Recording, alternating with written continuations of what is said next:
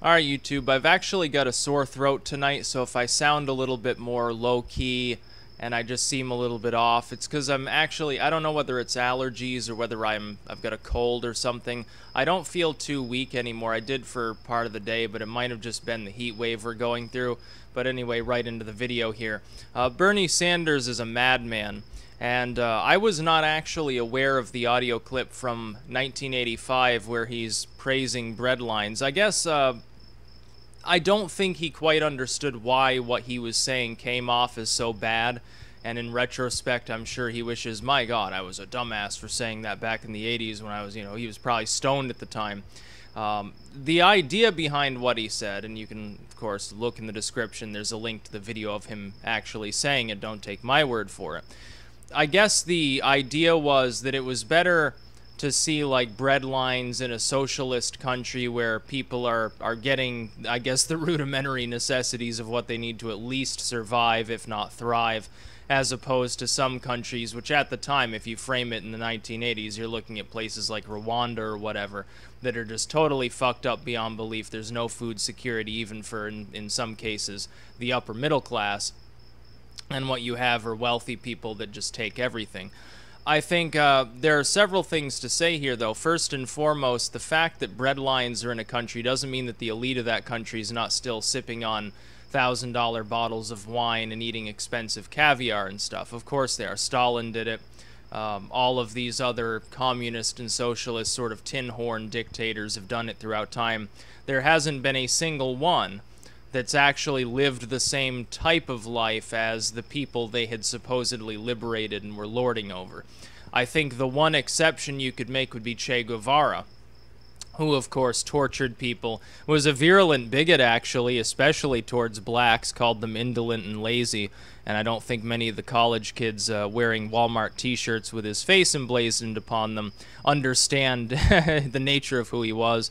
Routinely slaughtered civilians, was an all-around kind of crazy individual. He even looked crazy. He looked kind of like the neck beards that you would expect to be spawned in a lower level like community college or something. You know, just the people, they go home and they like beat off or whatever, and that's basic, and they drink Mountain Dew and that's all they do.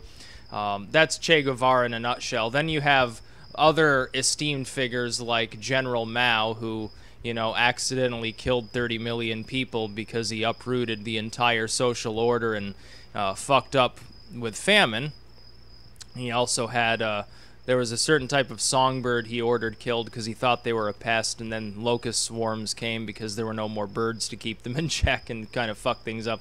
Or Pol Pot, or Stalin himself. You know, you look at the Holodomor or whatever. Even in the absence of such a thing, so many people suffered and starved under his regime. It's amazing that somebody didn't just take a pot shot at him. Oh, that's right, they were disarmed. But there's a reason that Bernie Sanders doesn't want to talk about, like, Venezuela, because there you have the bread lines, but at the same time, you think Maduro, when he goes back to his fucking imperial palace or whatever the fuck he lives in, you think he lives in a hovel like all the low-rent housing he built for the poor there as a throwaway token of welfare to keep them in line? You think that he eats the half-spoiled chicken and the rancid bread and goes and hunts pigeons in the park because he's starving and everyone around him's starving? Of course not. He's got food security. He's got no problems. Now, 3 years ago, Salon and all of these other groups talked about how great Bolivarian socialism was. They said, Venezuela is a shining token of what socialism can achieve. Here's this country that, you know, largely was agrarian before their so-called Chavez, like, revolutionary period, was underdeveloped, did begin developing. Unfortunately, what we see here is both the strength and the failure of central planning, and this is something people need to keep in mind. Central planning works just fine if you take two things as token. One, the people doing the planning are smart, and two, the people doing the planning are honest. We know that it's unlikely that most of them are both, and many are not either. In the case of Maduro, he has surrounded himself, he's stacked the deck in all these bureaus with people he happens to favor. Lifelong friend, business associate in some way, shape, or form, member of a party that he just happened to buy a drink for once. And these are the people that find themselves in these positions. It is the innate tendency of man to reward one's inner circle. once one is in a position of power, or to become completely lunatic and just have them offed out of outright paranoia. You know, Stalinism would come to mind.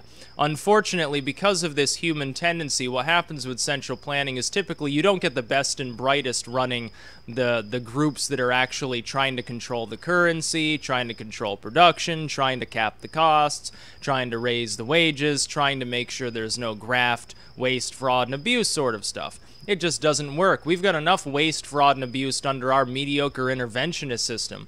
There's waste, fraud, and abuse under the most capitalistic of systems. It is 10 times worse under this sort of system, where Maduro, instead of doing what he should do to fix the economic situation there, which was get out in front of the possibility of an oil collapse and diversify the economy, never put pressure on the central planners to actually do that. They said, we would rather give people more welfare, our approval will raise, and people will be so happy everything will be fine, and there'll be rainbows everywhere, and everyone will approve of us. Even our opposition will stay silent because they'll realize, hey, what we're doing is working. So they didn't plan for that rainy day. They never planned for it. And so now Venezuela is basically fucked and cucked. And it's going to remain fucked and cucked. Maduro may not get ousted from power. It might be just all a pipe dream, and he may hold on by military law. Here's the other problem of central planning. The illogic is as follows. Human beings can't organize things themselves very well. So let's take other perfectly fallible human beings and put them, jerry-rig them into positions so they can plan and organize things. Again, this only works if those people are benevolent enough to care about the population and smart enough to actually look forward to the future, understand what may come, and plan for it. And they are not very good at doing so. It's much easier to decentralize all production under a capitalistic model, so that if one business isn't forward-thinking and fails, it doesn't cause a massive epidemic of looting and rioting and people starving in the streets, because there are so many potentially millions of individuals that collectively produce things. And they make their own decisions, and the government steps in with regulation only as absolutely necessary, as opposed to the system we use here, even in the so-called capitalistic West now, where the government puts its hands in everything, sells you a license to practice what should be considered not a privilege but an outright right, and things such as that. But if you look at like Maduro's Venezuela, it's 1,000 times worse. Sanders doesn't want to address this because what's Sanders fundamentally arguing for? He's not arguing for socialism in the sense of everything will be centrally planned, everything will be redistributed in some manner or form. He is, though, advocating for centrally planning the entire education system, not just public education, which used to be handled at a decentralized level.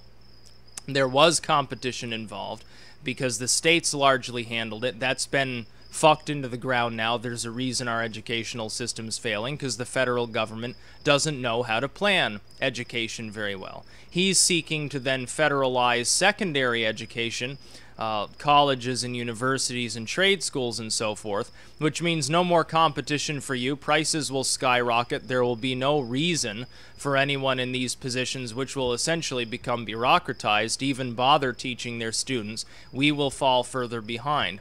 He's also advocating socialist medicine, and that's about the worst thing that you can possibly have. Look at how well it's doing in Venezuela. They don't even have gloves. Infant mortality is skyrocketing there because the central planners that fucked up the economy can no longer afford to make sure that those goods get to the hospitals. So it's capable of providing health care for all, but it's going to be shittier health care than what people are used to. Our healthcare system in the United States, even under the broken, scheming bullcrap that is Obamacare, or even under the broken, scheming, slightly less bullcrap that it was before Obamacare, even with all the federal and state regulations on it, is still infinitely better than what's happening in Venezuela. That's fucking sad. To think that there's a system that's so absolutely atrocious that it works worse than Obamacare, I mean, it almost humors me to think about that. It's just not sensible to try to move to that sort of system. Trump has fundamentally the right idea. I think he doesn't go far enough. The idea of simply bringing competition back into pharmaceutical industry and hospitals, that's great, but it needs to go way, way further. Every little minutia involved in healthcare needs to be privatized. You may say, oh, well, that means corporate healthcare. They'll bilk us for every penny we're worth. Isn't that what happens now? Under supposedly a system where citizens are, supposedly protected by the government? No, the reason it's so expensive is because of all the regulations and frivolous lawsuits. You need tort reform as well. Take care of those two things, we won't have that problem. As for education, get rid of all the federal grants and things like that, and these colleges and universities will actually have to compete, and they'll have to lower their costs in order to get the best and brightest.